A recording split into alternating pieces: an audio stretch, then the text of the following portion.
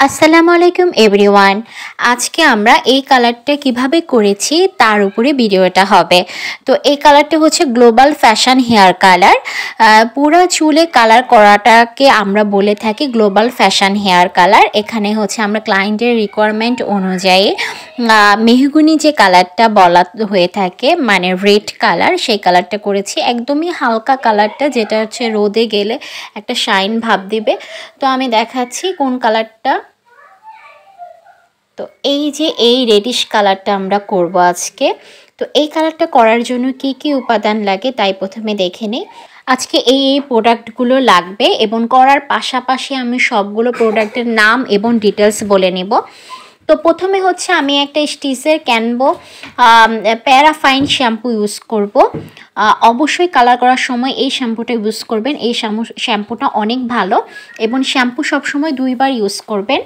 তো এইভাবে আলতোভাবে ঘষে ঘষে তারপরে হচ্ছে শ্যাম্পুটা ইউজ করবেন। খুব বেশি ঘষা মাজা করা যাবে না। চুলটা আস্তেভাবে সুন্দরভাবে সেকশন অনুযায়ী ভাগ করে এভাবে আলতোভাবে শ্যাম্পু করতে হবে এবং 5 মিনিট করে রাখতে হবে। এতে চুলটা হচ্ছে একদম সফট হয়ে আসবে। শ্যাম্পু করা হয়ে গিয়েছে, এখন চুলটা একটা তয়লা দিয়ে আলতোভাবে মুছে নিচ্ছি। তো এরপরে হেয়ার ড্রায়ার দিয়ে চুল শুকিয়ে নিব। পুরাটা চুল হচ্ছে ভালো মতো শুকিয়ে নিয়ে এরপরে হচ্ছে কালার করব। এখন চুলগুলো হচ্ছে সেকশন অনুযায়ী ভাগ করে নিব। যেহেতু আমরা এই কালারটা পুরো মাথায় ইউজ করব, তো এই জন্য সুন্দর মতো ভাগ করে নিলাম যেন কালার লাগাতে ইজি হয়।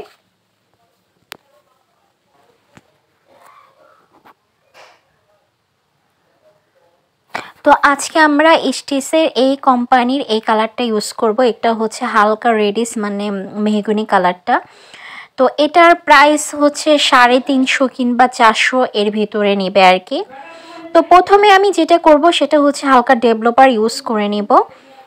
তো এখানে ডেভেলপার ঢেলে নিয়েছি। এরপরে হচ্ছে এই স্টিচের কালারটা দিব। তো এটা চুল বুঝে তারপরে কালার নিতে হবে। কারো চুলে 1টা 2টা কিংবা 3টা পর্যন্তও লাগে, চুল বুঝে আর কি কালারটা নেব।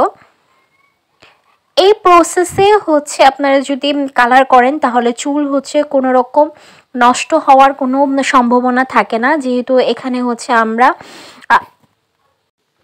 কোনো রকম ব্লিচ ইউজ করব না।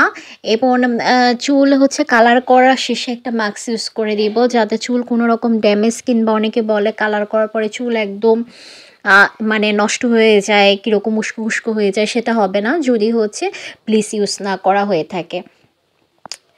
তো যাই হোক, এরপরে হচ্ছে কালার ঢালা হয়ে গিয়েছে। এখন এটা সুন্দরভাবে মিক্সড করব এবং হালকা একটু সিরাম দিয়ে নিব যাতে চুলটা সফট থাকে।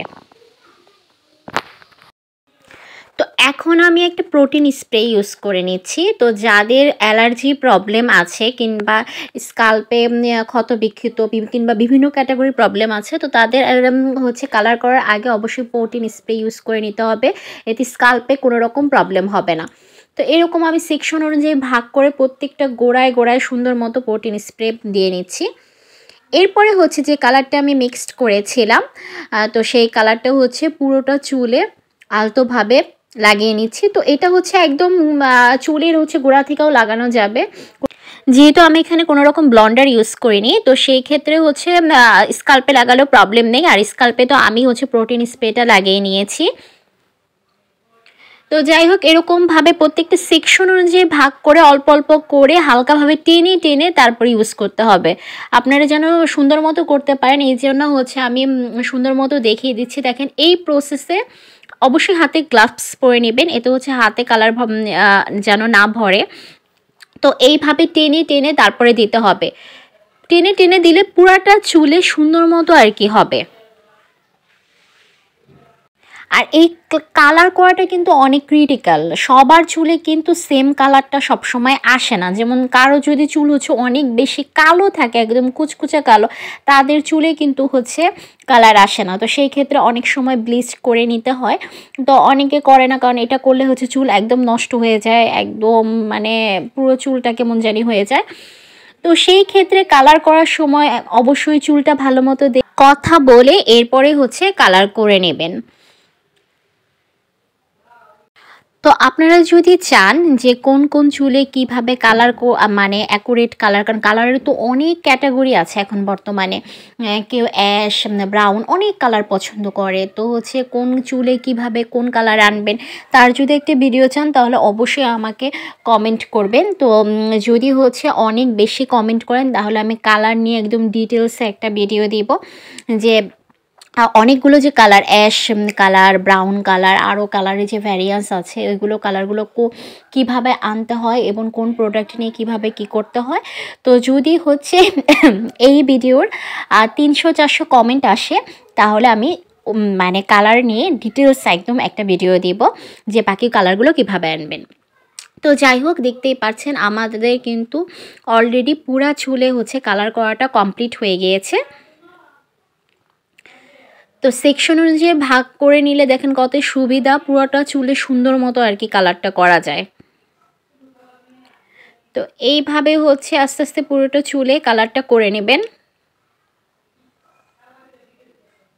আর অবশ্যই যাদের চুলে হচ্ছে সবসময় কালার রিবন্ডিং করে থাকেন তারা হচ্ছে চুল ভিজান, মানে চুল যতবার ভিজাবেন গোসল করবেন সবসময় কন্ডিশনার কিংবা হচ্ছে মাস্ক ইউজ করবেন, কারণ এতে না হলে আর কি চুলটা ভিজানোর সাথে সাথে আমাদের চুলে যে কিউটিক্যালগুলো আছে সেগুলো খুলে যায়, আর এরপরে হচ্ছে চুলটা হচ্ছে নষ্ট হয়ে যায় যদি হচ্ছে ঠিকমতো কন্ডিশনার কিংবা মাস্ক ইউজ করা না হয়। তো যাই হোক, এরপরেও হচ্ছে যেহেতু আমাদের ক্লায়েন্টের রিকোয়ারমেন্ট ছিল একদম হালকা রেডিশ কালারটা চাচ্ছিল, যে রোদ্রে গেলে হালকা যেন একটু শাইন দেয়, সেই জন্য হচ্ছে আমরা বেশিক্ষণ সময় রাখিনি, 40 মিনিটের মতো রেখেছি যেন হালকা কালার আসে। তো যে কেউ যদি একটু গাঢ় চায় তারা একটু বেশি সময় ধরে রাখতে হবে। তো যাই হোক, এরপরে হচ্ছে এখন আমরা পুরোটা চুলে ফার্স্টে হচ্ছে কালারটা বের করে চেপে চেপে পুরোটা কালার বের করে নিচ্ছি। এরপরে হচ্ছে শ্যাম্পু দিয়ে তারপর হচ্ছে চুলটা ওয়াশ করে নিব। তো এই ক্ষেত্রে অবশ্যই পুরোটা মাথার চুলে যেন কোনো জায়গায় কালার লেগে না থাকে সেই দিকে অবশ্যই খেয়াল রাখতে হবে। সবগুলো কালার সুন্দর মতো ঘষে ঘষে সব কালার চুল থেকে বের করে নিতে হবে, অনেক পানি দিয়ে তারপরে ওয়াশ করতে হবে। তো দেখতে পাচ্ছেন আমি ভালো মতো দেখিয়ে দিচ্ছি কিভাবে ঘষে ঘষে কালারটা বের করবেন, এইভাবে আলতোভাবে হাত দিয়ে সুন্দর মতো ঘষে ঘষে তারপরে বের করবেন। তো এখন আমরা হচ্ছে স্টিসের এই শ্যাম্পুটা ইউজ করে নিয়েছি, ইউজ করার পরে তারপরে হচ্ছে এই মাস্কটা ইউজ করব।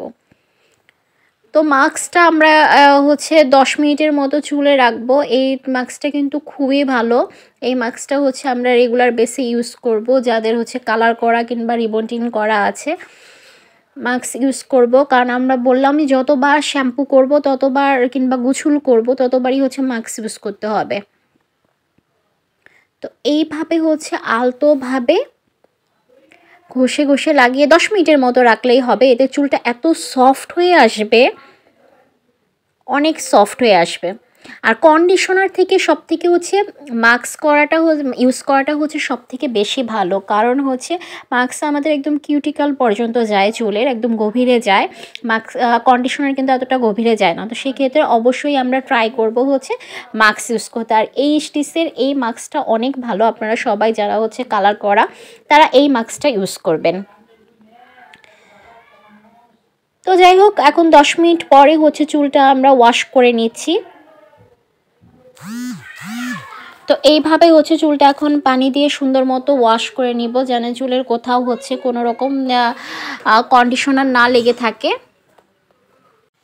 কালার চুলে সবসময় একটু এক্সট্রা ট্রিটমেন্ট নিতে হয়, তা না হলে চুলগুলো কিন্তু নষ্ট হয়ে যায়, কারণ এটা আর্টিফিশিয়াল একটা জিনিস, মানে আর্টিফিশিয়াল যে কোনো জিনিসই চুলের জন্য তো ক্ষতি হবে একটু স্বাভাবিকই। তো যাই হোক, এরপরে হচ্ছে আমরা চুল ওয়াশ করার পরে হচ্ছে এখানে সিরাম ইউজ করব। তো আমরা এখানে হচ্ছে স্টিসের এই সিরামটা ইউজ করে নিচ্ছি অল্প পরিমাণ। তো সব সময় হচ্ছে গোসল করার পরে সিরাম ইউজ করে নেবেন, এতে চুলের জন্য আর কি খুব ভালো। তো দেখতেই পাচ্ছেন আমাদের আজকে হচ্ছে এইরকম কালার এসেছে।